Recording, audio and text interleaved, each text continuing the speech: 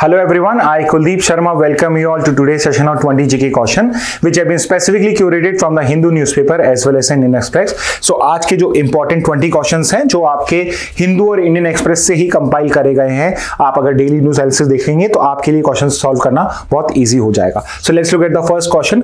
Where did naxalism originate in India? So naxalism की ideology जो है and I will tell you the year also 1967 में कहां ओरिजिनेट हुई थी. सो ये पर्टिकुलर आइडियोलॉजी स्टार्ट हुई थी नक्सलबारी विलेज, जो विलेज है वेस्ट बंगाल में. So correct answer for question 1 is option B. Next question पे आते हैं. Who among the following is not one of the key leaders associated with the origin of Naxalism? So Naxalism के origin के अंदर में जब उसको स्टार्ट हुआ था वो आपके नक्सलबारी में, देयर वर 3 मेन लीडर्स और वो 3 लीडर थे कानू सान्याल, चारू मजूमदार एंड योर जंगल सांथाल. तो K Kamaraj who was also a labour leader but not a Naxal proponent, ये पर्टिकुलरली आपका करेक्ट आंसर हो जाएगा. So the correct answer for question 2 is option A because BCD were related were the originator of Naxal movement in India. Next पे आते हैं. Which state has the largest red corridor in India? So we discuss this today कि आपके red corridor जो है अभी restrict हो चुके हैं टू 11 स्टेट, बट प्राइमरली ये 2-3 स्टेट्स के अंदर में and those 3-4 states are your Chhattisgarh, your Jharkhand, your Orissa and your Bihar. और उसमें सबसे ज्यादा एरिया जो किसी एक स्टेट में है वो है छत्तीसगढ़ के अंदर में. So correct answer for question 3 is option C. Next पे आते हैं. Which of the following states is not part of the red corridor? तो यहाँ पे 4 स्टेट है, एक स्टेट है जिसमें अब रेड कॉरिडोर नहीं एग्जिस्ट करता है. और अगर आप 4 ऑप्शन देखोगे तो Jharkhand, west Bengal, Orissa have a good chunk of area under Naxalism, but Gujarat एक ऐसी स्टेट है जहां पे नक्सलिज्म एग्जिस्ट नहीं करता है. So correct answer for question 4 is option C. Next पे आते हैं. Which doctrine is part of the government strategy to tackle left wing extremism? So we discuss this today कि आपकी जो समाधान डॉक्ट्रिन है जिसमें हम डेवलपमेंट पे भी फोकस कर रहे हैं एंड प्लस हम सिक्योरिटी मेजर्स पे फोकस कर रहे हैं to take out naxalism from India. So the correct answer for question 5 is option D, Samadhan. Next पे आते हैं. When was human metapneumo virus discovered? तो जो ह्यूमन मेटान्यूमो वायरस है जो अभी आपका न्यूज में चल रहा है, ये particular virus it's not a new virus और ये हमने फर्स्ट टाइम नीदरलैंड्स में आइडेंटिफाई किया था in the year 2001 itself. So correct answer for question 6 is option B. Next पे आते हैं. What is the main aim of the prohibition of manual scavenging act 2013? तो हमने 2013 में जब prohibition of manual scavenging act करा था and this act was did with 2 main purposes. One was to eliminate manual scavenging and at the same time to rehabilitate those people which are involved in manual scavenging. तो अगर आप options देखोगे तो option D talks about this only, to eliminate manual scavenging and rehabilitation. So the correct answer for question 7 is option D. Next पे आते हैं. When was the national human right commission established? NHRC की स्थापना establishment किस year में हुआ था? सो जो नेशनल ह्यूमन राइट कमीशन है वो आपके एक एक्ट में 1993 में हमने इनिशिएट करी थी. तो correct answer for question 8 is option A. Next पे आते हैं. Under which act was the NHRC established? तो 1993 में जो एक्ट आया था उस एक्ट का नाम क्या है? सो आई थिंक मैंने यहाँ पे सारे ऑप्शंस में ईयर भी अलग देता तो ज्यादा आपके लिए डिफिकल्ट बनता क्वेश्चन थोड़ा, but the correct answer is 1993 का एक्ट जो है आपका protection of human rights act of 1993 under which we created the NHRC as a statutory body. So correct answer for question 9 is option D. Next question पे आते हैं.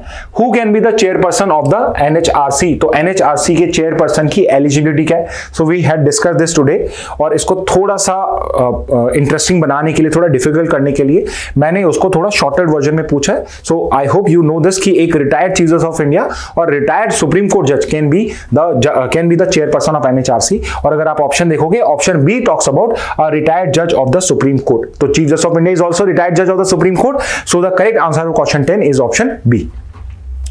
Next पे आते हैं. How many members are there in the composition of NHRC? सो ये एक trick question है. आप यहाँ पे शायद चेयरपर्सन प्लस मेंबर्स पे टिक करके 5 सही कर दो, but I have only asked you कि how many members are there. I have not asked you ex officio members.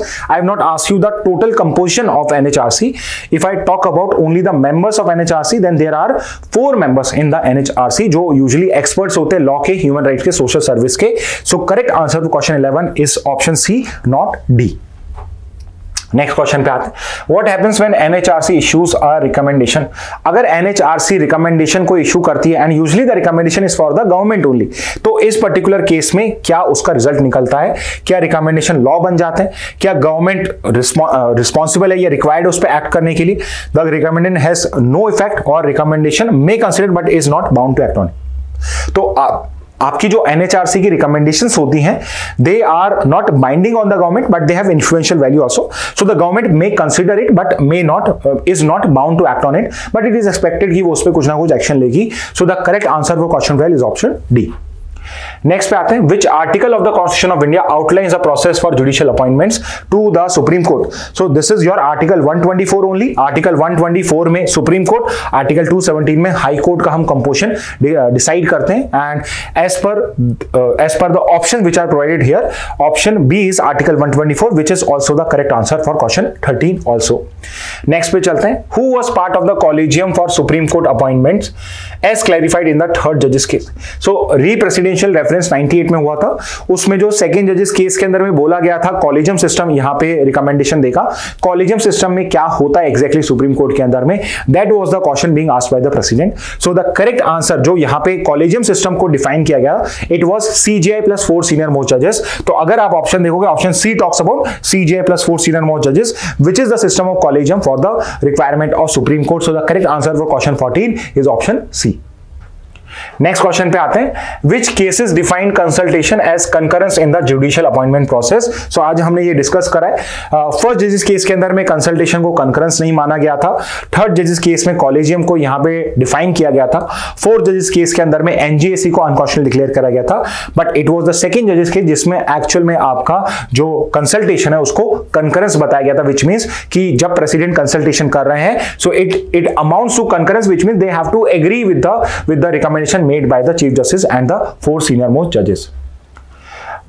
Next पे आते हैं, next is who compose the Indian national anthem. National anthem जो इंडिया का है उसको किसने कंपोज किया था. So we have discuss this. National anthem को हमने आज डिस्कस करा है and it was composed by none other than Rabindranath Tagore only. So correct answer for question 16 is option D. Next पे आते हैं, when was Jana Gana Mana adopted as the national anthem of India.